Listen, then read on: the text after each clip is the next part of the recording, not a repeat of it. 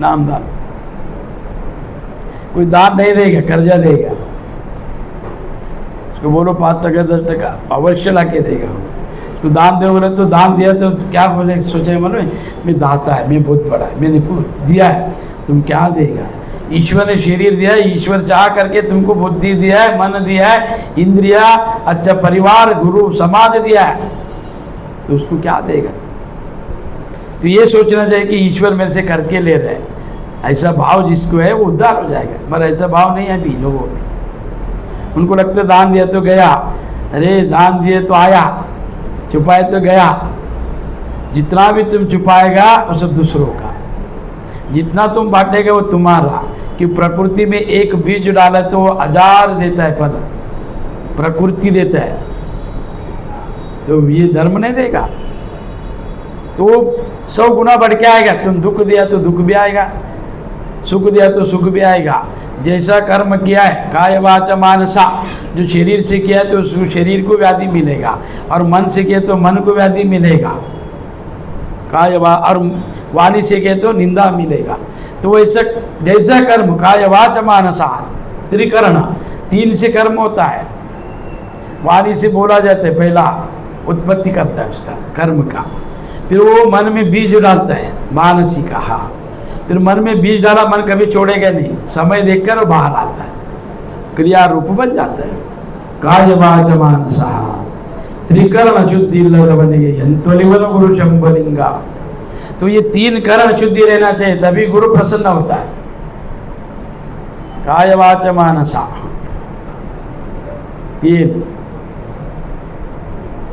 किसका शुद्धि है? देह तो शुद्धि हो गई नहीं, तो उसको कैसा शुद्धि किया था? स्नानों से, प्राणायाम से, ध्यान से। अंतकरण अज्ञान कैसा शुद्धि हो जाएगा? ठीक है, ये तो कर सकता है, क्रिया रूप है, जिसके पास धन है वो करेगा, और जिसके पास धन है तो नामस्मरण करेगा, स्नान करेगा। पर अंतकरण कैसा होता है? जानने से होता है। तो ये सब जो नहीं कर सकते, त्रिकरण शुद्धि नहीं कर सकता है, माला विक्षेप आवरण दोष ज्ञान से ही जाएगा, अन्य विधि नहीं है उसको शास्त्रों में। आवरण दोष जानने के लिए कर्मकांड उपासना कांड का निर्मित हुआ है। क्यों? अगर तुम है पुण्यात्मा है, तुमको गुरु का भी जरूरत नहीं है। किसको जरूरत नहीं है गुरु का? जिसने इस आकाश को एक चादर के जैसे अगर बांध के रखता है तो उसको जरूरत नहीं है। कौन बांध सकता है?